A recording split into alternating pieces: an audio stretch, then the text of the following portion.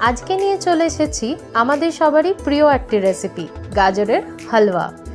উফ, নামটা শুনেই আর অপেক্ষা হচ্ছে না। এই ঠান্ডাতে গরম গরম হালুয়া খাওয়ার আনন্দটাই আলাদা লেভেলের। রান্না আর গল্পের সাথে বানিয়ে নিন একদম হালওয়াই স্টাইলের রসালো গাজরের হালুয়া, যেটা মুখে দিলেই একদম গলে যাবে। তাহলে রেডি হয়ে যান এই রেসিপিটার সম্পূর্ণ এক্সপিরিয়েন্স নেওয়ার জন্য। নিয়ে নেব এরকম লাল আর লম্বা ধরনের গাজর, এগুলোকে দিল্লি ক্যারটও বলে। বিশেষ করে এই গাজরের হালুয়ার রেসিপিতে দিল্লি ক্যারটই ব্যবহার করা হয়, কারণ এই গাজরগুলো টেস্টে মিষ্টি আর রঙটা একদম লাল হয়। এবার গাজরগুলোকে আগে ছিলে নিয়ে তারপর ভালো করে গ্রেট করে নেব। আমি এখানে আগের থেকেই গাজরগুলো গ্রেট করে রেখেছি, তাই এবার রেসিপি বানানোটা শুরু করা যাক। আগে কড়াই বা প্যানে গাওয়া ঘি নিয়ে নেব। মনে রাখবেন, এরকম হালুয়ার রেসিপিগুলোতে কিন্তু ঘিতে কৃপণতা করলে একদম চলবে না, তাহলে হালুয়া কিন্তু খুব দুঃখ পাবে। হ্যাঁ সত্যি। আমি এখানে দুটো বড় সাইজের গাজর 750 ml মানে 750 ml দুধে ফোটাচ্ছি। আপনারা চাইলে আধা লিটার দুধেও এটা বানাতে পারেন। এবার গ্রেট করে রাখা গাজরগুলোকে কড়াইয়ে দিয়ে দেব আর ভালো করে ঘিয়ের সাথে রোস্ট করে নেব। ঘি একটা খুব গুরুত্বপূর্ণ উপাদান, যেটা যে কোনো হালুয়া টাইপের বা মিষ্টির রেসিপি বিশেষভাবে শেলফ লাইফটা বাড়ায়। মানে এই রেসিপিটা আমি 2-3 দিন ধরে খেতে পারবো, না হলে নর্মালি একদিন পরেই খারাপ হয়ে যাওয়ার চান্স থাকে। আর ঘি ব্যবহার করাতে স্বাদটাও অপূর্ব হয়। একটু জলের ছিটে মেরে নেব আর কিছুক্ষণ ঢাকনাটা ঢেকে সেদ্ধ হতে দেব। তবে ঘিটা আমাদের দেশি গায়ের ঘি হলে বেশি ভালো হয়, না হলে বাজারে পাওয়া নামে ঘি মানে ডালডা দিয়ে এসব রেসিপিগুলো রান্না করলে অম্বল অ্যাসিডিটি চেপে ধরবে। তাই একটু খোঁজ নিয়ে আসল গাওয়া ঘি এনে মনে সুখে ঢালুন, কোনো অসুবিধা হবে না। গাজরগুলো সেদ্ধ হয়ে এলে ফুটিয়ে রাখা দুধ দিয়ে দেব।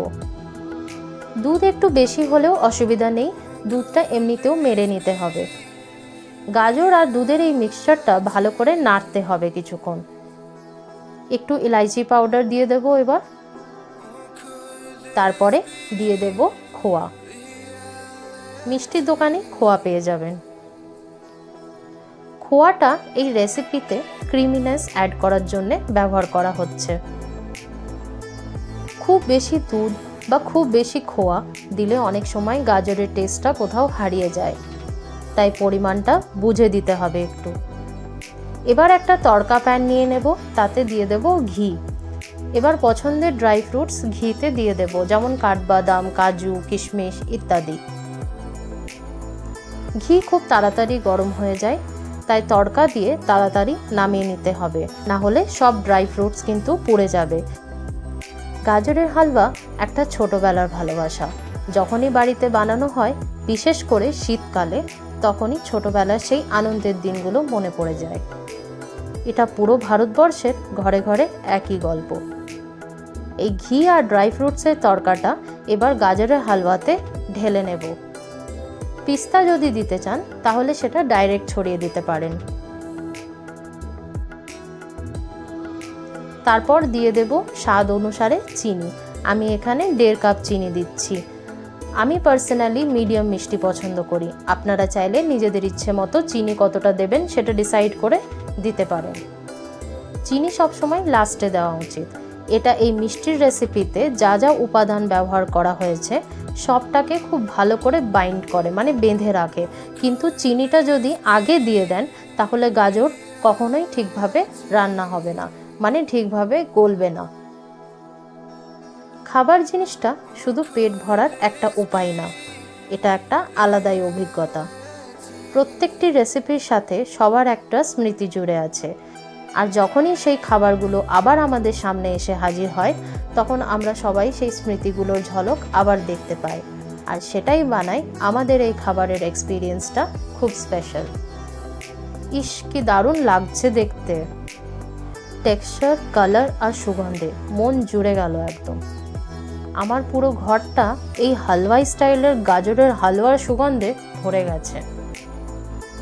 পেছন থেকে আমার হাজব্যান্ড তাড়া দিচ্ছে, তাই এবার তাড়াতাড়ি সার্ভ করে নিই। একদম গরম গরম। আশা করি আজকের এই রেসিপিটা আপনারা অবশ্যই ট্রাই করে দেখবেন।